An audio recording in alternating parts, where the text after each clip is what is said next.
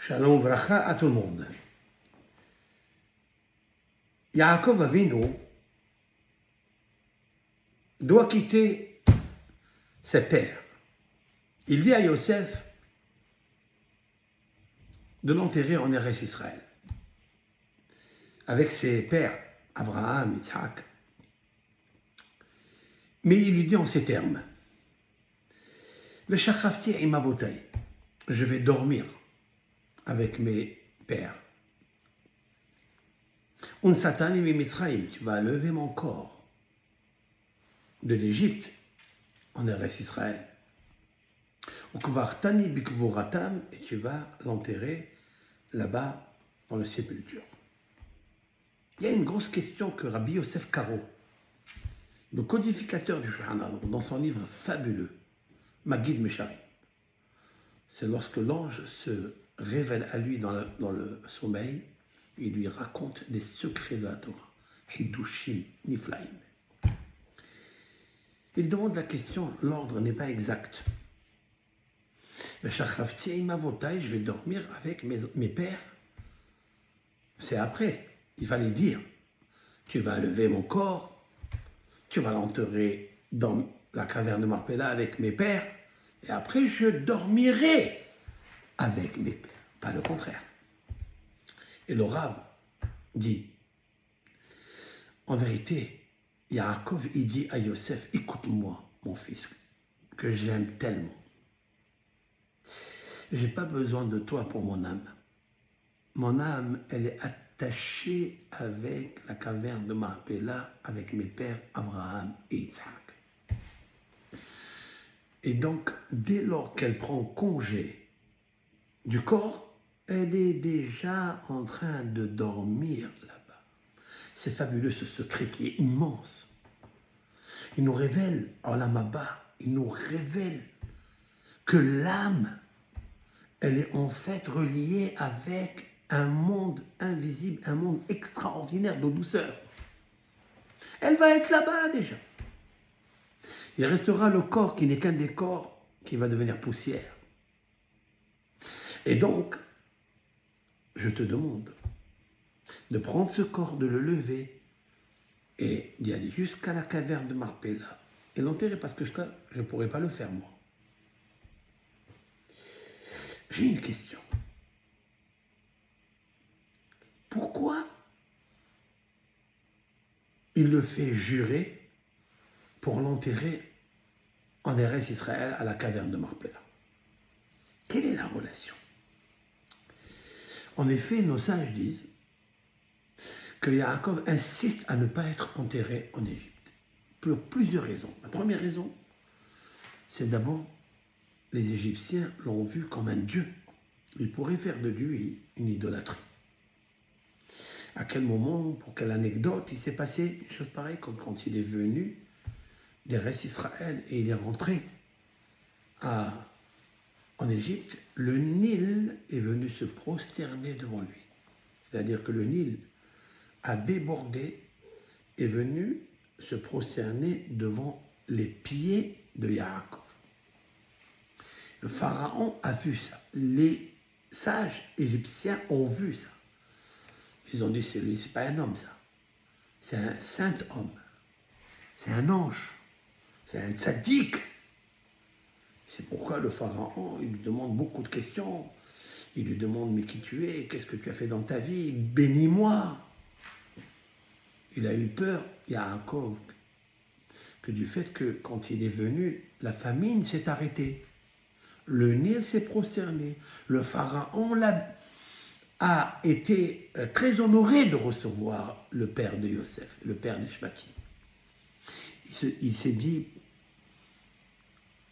l'Égypte, elle a un caractère très, très, très, très attaché à tout ce qui est matériel, tout ce qui est sexualité, débauche. J'ai peur que par leur fragilité de la conscience et de leur âme, ils vont faire de moi une idole, ce qui est interdit d'après la Torah. Parce qu'il y a un seul unique Dieu. Et nous ne sommes que des petits intermédiaires. Il a eu peur. Ça, c'est la première raison. La deuxième raison, dit le Midrash Rabbah, il a eu peur que s'il était enterré en Égypte, les enfants et les petits-enfants resteraient tout le temps en Égypte. Et ils vont penser que c'est une terre qui est sainte. Qu'est-ce qu'a dit Yaakov Avinu? Tu m'enlèves d'ici parce que l'Égypte n'est pas une terre sainte. Donc c'est en Eretz Israël qu'il veut être enterré. La troisième raison qui est magnifique, que je voudrais dire, puisque l'Éternel, il lui a dit lorsqu'il a rêvé l'échelle, il a rêvé dans Eretz Israël, Haramoria, il a rêvé qu'en fait, cet endroit, il était extraordinaire, et Dieu lui dit, la terre sur laquelle tu dors, Ares Asher Ata Shochev Aler, la terre que tu es en train, là où tu es en train de dormir, Lecha et Tenena Uzaraer, je vais la donner à toi et à tes descendants. C'est la terre d'Eretz Israël, là où est le temple. Dieu, il lui promet ça. Donc, Yaakov, il se précipite, il dit à son fils, mon fils, immédiatement que je quitte ce monde, mon âme, elle va être déjà là-bas, Shochev, Veshachavti imavotai. Attention de me laisser ici, parce que si tu me laisses ici, ma descendance, elle sera éternellement en Égypte. Et je ne recevrai pas le cadeau que Dieu m'a donné, la terre d'Eretz Israël, ni pour moi, ni pour mes descendants. Dieu lui dit, la terre où tu dors, je te la donnerai à toi et à tes descendants.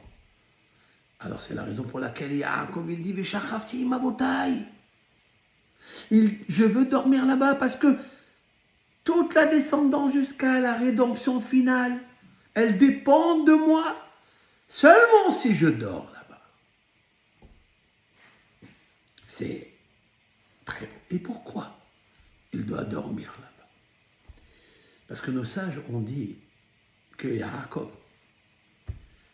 et Yitzhak et Abraham ont étudié dans la caverne de Marpella pendant 15 années le nom de Yudke, c'est-à-dire le nom de Bina et Chorma.